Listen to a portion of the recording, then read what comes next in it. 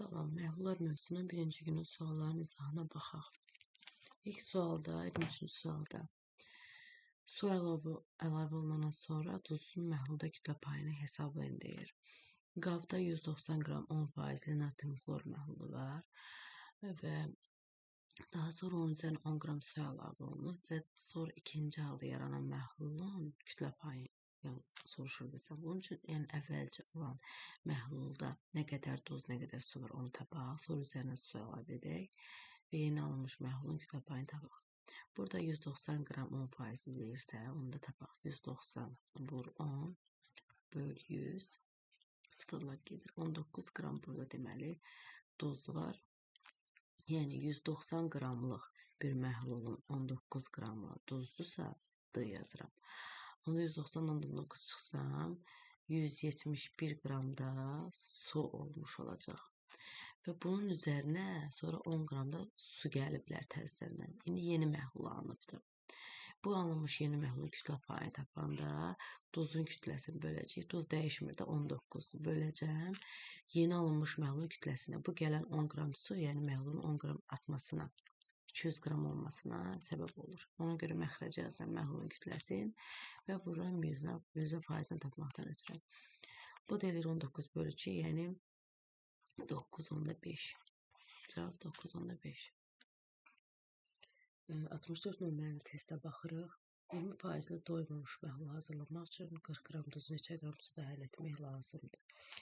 Burada doymuş sözü olmalıydı. Doymamış düşübdür.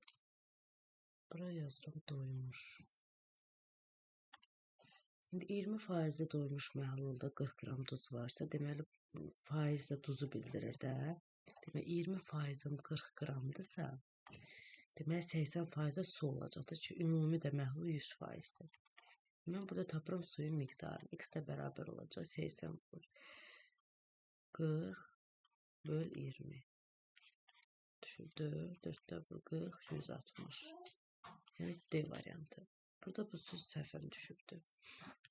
Daha sonra 65 nömrəli testə baxırıq. Tam neytrallaşma reaksiyasına daxil olan maddə məhsulları. Yəni sulfat turşusu və kalium reaksiya gedir. Neytrallaşma reaksiyasında reaksiyanın tiplərini keçmişik ki, turşu və əsas arasında normal duzun və suyun əmələ gəlməsinə gedən reaksiyalara deyilir neytrallaşma.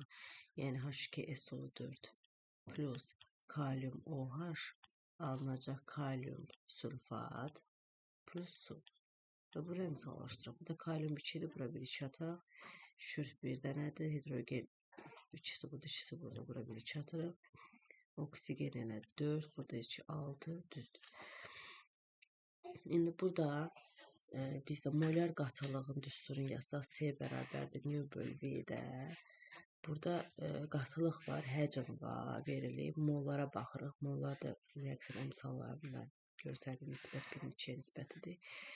Burada biz molu tapsaq, mol bərabər olacaq C vur V-yə. C də eyni olduğuna görə, deməli molla həcm düz mütənasib olacaq. Yəni həcmin verilən qiymətinə gedib tapa bilərik.